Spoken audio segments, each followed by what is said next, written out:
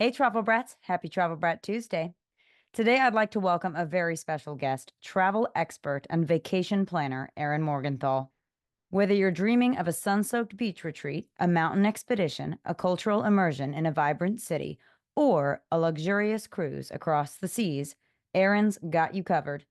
Erin works with Love of Magic Vacations. She's a certified travel associate and cruise counselor, as well as a certified autism travel professional. Whether you are a family, a solo traveler, or any adventure seeker, Erin is all about turning your wanderlust into a reality that fits your travel style. Hey, Erin, thanks for joining us. Thanks for having me. Sure, we're super excited to talk all about travel with you. But first, I want to talk a little bit about where you're from. Well, I grew up on a farm in north central Indiana, in the middle of nowhere, a town of about 100 people. Um, and at 18, I ran away to the city and I spent about 20 years in Chicago area. And in 2020, moved to Central Florida with my husband and our kids. So now I am down here in the hot and humid peninsula. Besides hot and humid, how do you like Central Florida? It is beautiful. I there were things that I wasn't expecting. I didn't know that Florida had bears. Um, it's a lot like Australia in that there's a lot of big, ugly things that like to enter your house, snakes and spiders and bugs. But it is gorgeous and so cool that within just an hour or two, you can be at a beach or um, a big city. There's just a lot to do down here. Yeah, I love it. I was there for 7 years and I'm just waiting to go back.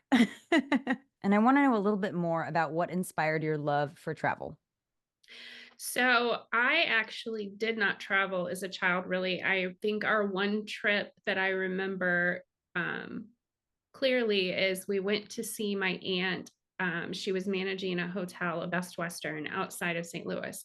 But my grandmother, who I adored, um, traveled extensively. And I remember being a kid and being completely obsessed with her slides and her films from all the way back in the 50s, being in France with my grandfather when he was serving in the army. And she was who I wanted to be. She went to visit the Great Wall of China when she was in her 70s. Like she just did not stop and always was expanding her boundaries and exploring new places.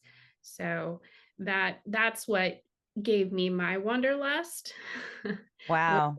was living vicariously through her travels as a child.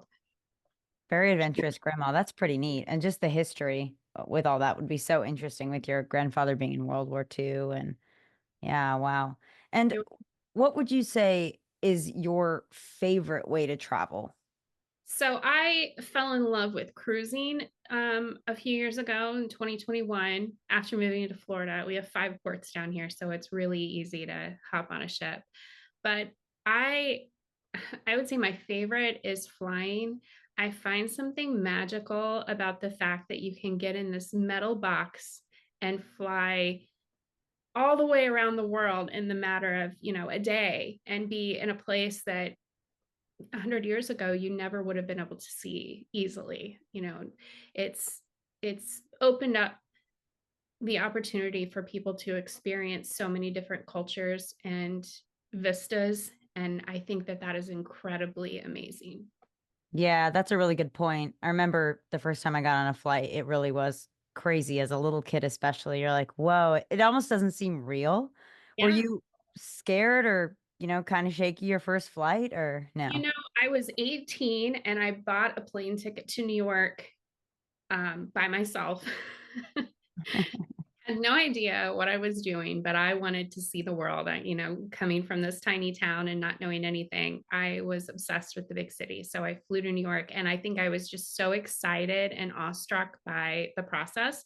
And it was pre 9/11 too. So, when I was a kid, I remember going to the airport with my grandma, and you could walk right up to the gate and watch the plane come up to gangway, and it was a whole different experience then. So, Mm. but I wasn't scared at all. I remember just thinking how incredible it was that the world was so big and I felt so small. Yeah, that's so interesting. And how, like you said, the world was so different where you could literally go watch the planes and now there's so much security. And so that's really, really interesting. And I want to know, so how did you get connected and involved with Love of the Magic Vacations? So I started planning travel in 2018. So it was my first Disney trip wasn't until 2016. I took Hmm. my kids on their first trip, and it was my first trip, and immediately fell in love with all things the Disney parks. And we kept going back.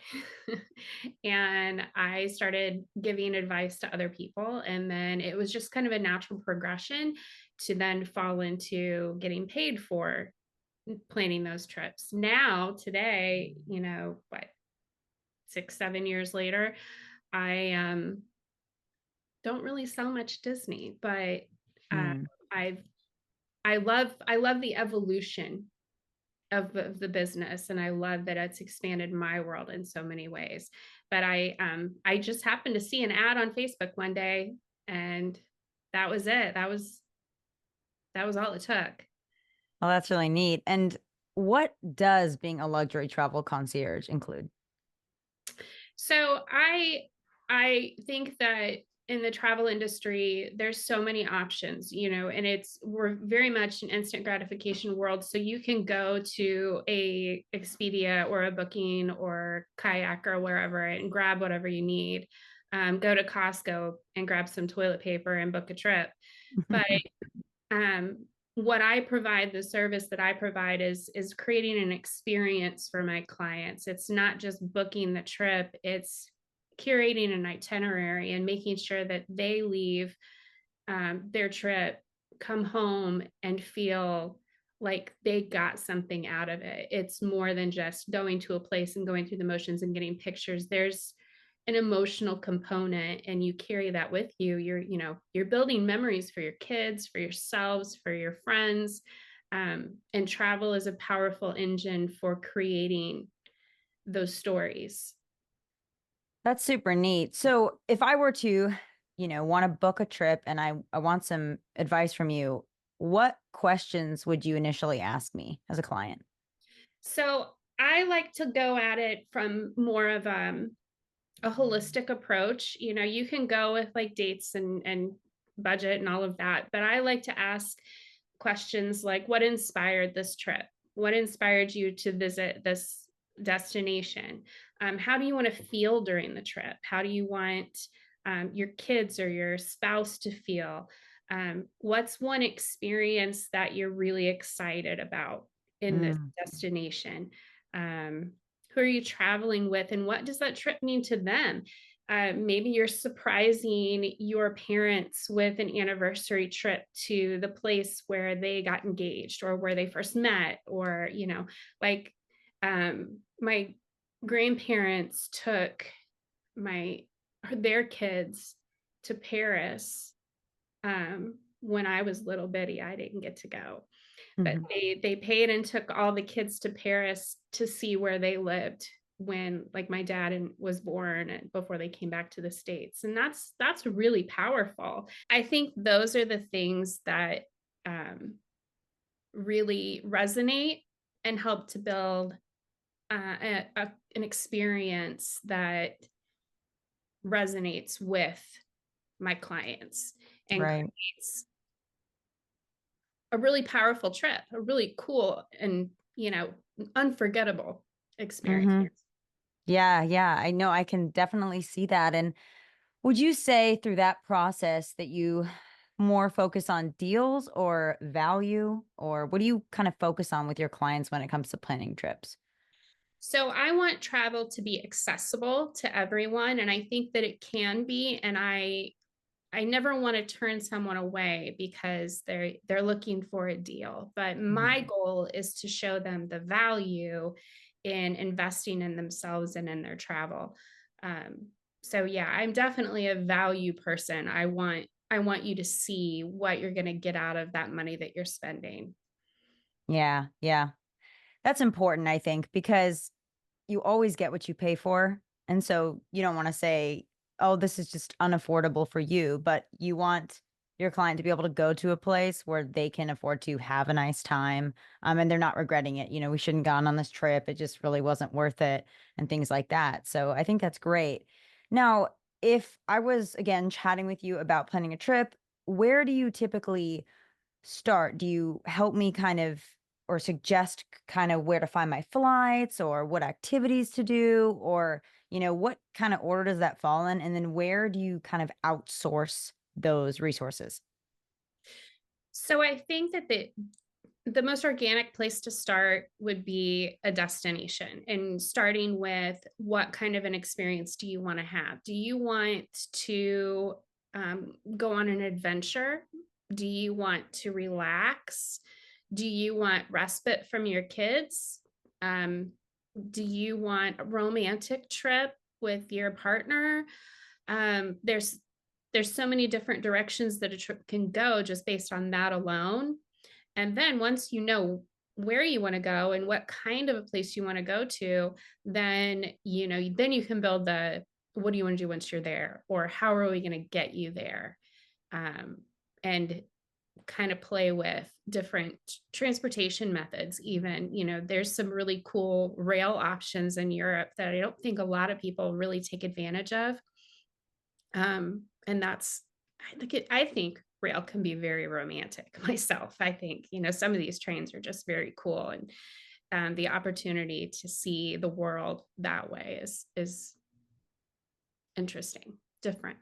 Yeah, you're constantly moving and then you can, interact with people, eat, sleep, have a good time. So I do think the European railway is a pretty neat thing to do. On another note, what if I was a client and I just told you, "Hey, I have an idea where I want to go, but I'm not positive," or "Hey, I don't know where I want to go, but I want to go to a beach destination or a place that does have a really good railway that I can ride and just make a trip out of that, or a river cruise, or, what are some places that you visited that you love to recommend, for your clients when they're not exactly sure where they even want to go?" So I I feel like if I mean, first of all, it's really exciting for me when I get to kind of drive the bus a little. Yeah.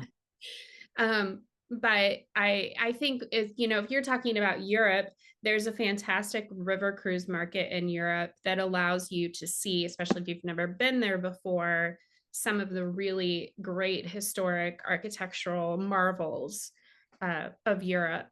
Um, if you're talking about like a tropical destination, I adore Honduras. I think it is a beautiful country. The people are amazing. Amazing waters. The snorkeling and the diving are incredible. That's like my go-to fun trip. Costa Rica as well. Um, Domestically, New York has my heart when it comes to cities. I will never turn down an opportunity to go to New York City. Um, but I also, Moab has become like really popular within my sphere because it's just surreal in its beauty. And there's Mhm. so many different things that you can do out there as far as like activities that, I don't think a lot of people even consider it outside of just taking the Instagram picture. But hiking Right. and backpacking and kayaking and camping, horseback riding. I mean, there's so many things you can do out there too. Oh, that's really interesting. So you're versed on a wide range. So kind of whatever your client tells you, you can help them. And I want to dive a little bit more into just brands. What would you say besides, well, even including the river cruise, what are some of your favorite cruises and, maybe brands and locations that those start in? So for cruises, I really love Alma Waterways and Viking River Cruises. They're both beautiful. They put together spectacular itineraries. Their ships are beautiful. And they do a great job of taking care of guests while on ship and off. Pre and post, they're fantastic with as well. As far as like ocean cruises go, oh, I mean, it just depends on the dynamic of the client. Royal Caribbean is really popular, especially with these new massive ships that they've got coming out. I personally adore Virgin Voyages for adult only. Uh, it's a great size ship. The amenities are fantastic. The food is just next level, Mm, which, that's always driving what I yeah. eat is how's You have me at that.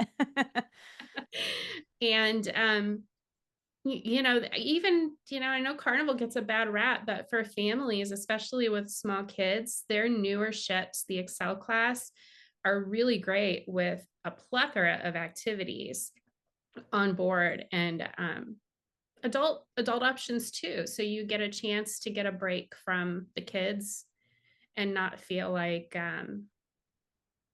you're doing something wrong by taking time for yourself. That's, big key for me. Every year, a little self-care. A little self-care is Yeah. Everybody needs a little self-care. Everybody needs a little break. Okay. Even mom, even dad. definitely mom and dad. Yeah. Yeah. The kids, I guess I was talking to kids there. They're like, what? Mom, dad don't need a break. Yeah, that's what Uh, mine say. yep. Yep. That's what I said growing up. So I feel bad now. And what would you say are your favorite all-inclusive trips? I know you had mentioned some islands. Are there any all-inclusive resorts on there that you would recommend people go to? I'm really a big fan of the Hyatt Ziva and Zilara in the Dominican. Hmm. I love that there's an adult side and a family side, and adults can go to the family side for more restaurant options and pools if they, want to explore a little further. Beautiful, beautiful facilities. The Zoetree resorts are fantastic for, that wellness component and taking a little bit more chill zen time. Um, and I've had a lot of people be really happy with the secrets resorts for adults. I think it depends on the location, but there are at least there's at least a few in the Dominican and also in Mexico that I would definitely recommend, and I've had clients be happy with.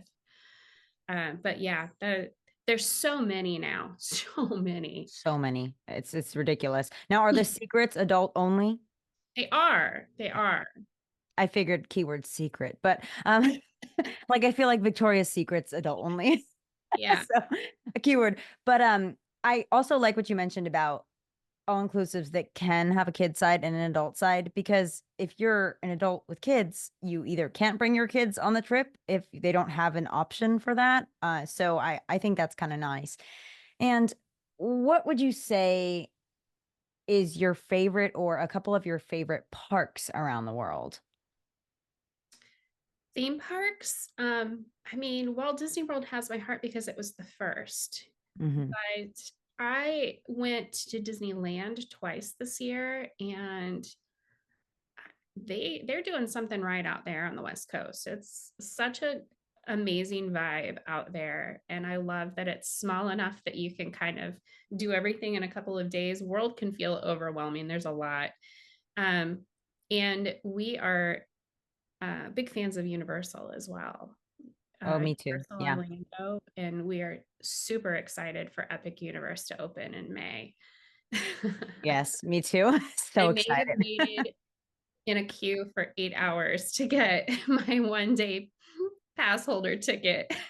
That's awesome. That's how you got to do it. That's a die hard. That's a Yeah, die hard action. but that's my job, right? These are one of those value things, right? So if my clients want those tickets, I'm the one sitting on hold or in a queue all day long so that you can go about your day and I get your tickets for you. Right, right. That's a lot of value, a lot of time saved, a Time lot is of money. stress saved. Yeah, I mean that's the key, right? Is stress. Hmm. And within the parks, are there favorite parks that you have? Like, you know how Disney's made up of a couple different parks. Do you have a favorite park or do you have your family or children? So I am a diehard Epcot fan.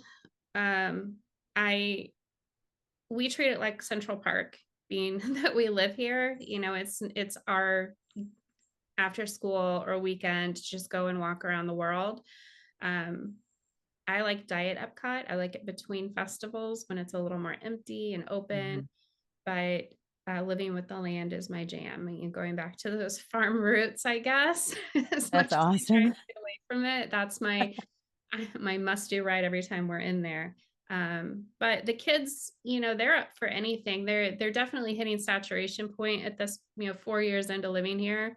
They're we kind of go back and forth, and right now they're more on a universal kick. Um, we love Horror Nights. We love the holidays at Universal. Yeah, it's pretty amazing what they can do now, and the illusion that they can build, especially like Wizarding World and snow in Hogsmeade. It's crazy. It's amazing. And like just the technology for the roller coasters now, they go so much faster, like Velocicoaster. Gosh, I remember, I don't know if they still have this at Epcot, but I remember, or I don't know if it's at Epcot. No, you can correct me. MGM in Disney. Because we haven't been to Disney in a long time. I've been to Universal a lot because my little sister's a Harry Potter obsessed. But we I remember my brother and I, this is so kids don't try this at home, but I remember us loosening our seatbelts when Tower of Terror just had like seatbelts. Oh, And yeah. I so when mean, it they still drops, do. yeah. Yeah. Well, that was like an 8-year old. I was 8 probably the last time I went there. So Yeah, that ride was a one and done for me. it's kind of scary. I'm not a fan of the I mean, I'll ride just about any ride in the Disney parks. And I always tell my kids when a new ride opens, we try it once because it's Disney. So how bad can it be? Right. But they're pushing that envelope now with They are. like, Cosmic Rewind at Epcot it has a reverse launch and it goes fast and it's an omnicoaster. So each individual car goes 360 degrees while it's going like 50 miles an hour. So it's a crazy ride, but it's amazing. It's That's definitely my awesome. favorite ride across all the parks right now. Yeah, I love that technology that it's just amped it up so many levels from what it used to be.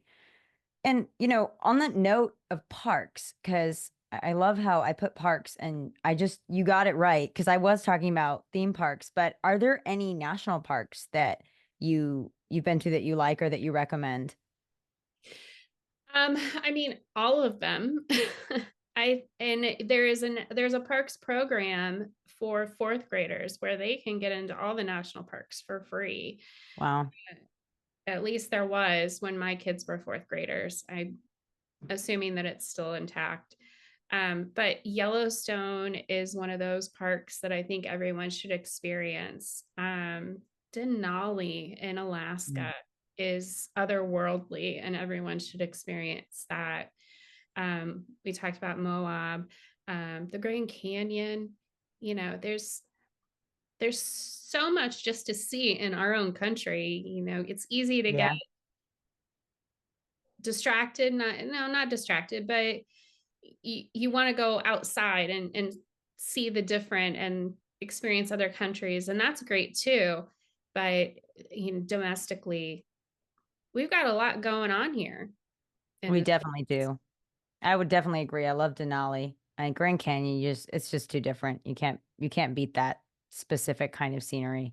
Yeah, And Moab, all the above. There's just so many. Like I would love to spend, take off work a year and just go to every national park. That would be amazing. Um, so Erin, thank you so much for just letting us get to know you and telling us about Love of Magic Vacations, some of your favorite things all around the board, from the river cruises to the parks, national parks, and just trips and locations. And lastly, I want to know, where can our listeners find and connect with you? Lastly, I want to know where our listeners can find and connect with you if they, want to get some more info, book a trip. yeah, definitely. My Instagram is at Love of the Magic Erin, Erin, and my website is erinmorgenthal.com. So they can reach me either of those places. And I would love to hear from people. Well, thanks again so much, Erin, for joining me today. And Travel Brats, don't forget to tune into our next episode together, comparing and contrasting cruises, all inclusives, and theme parks.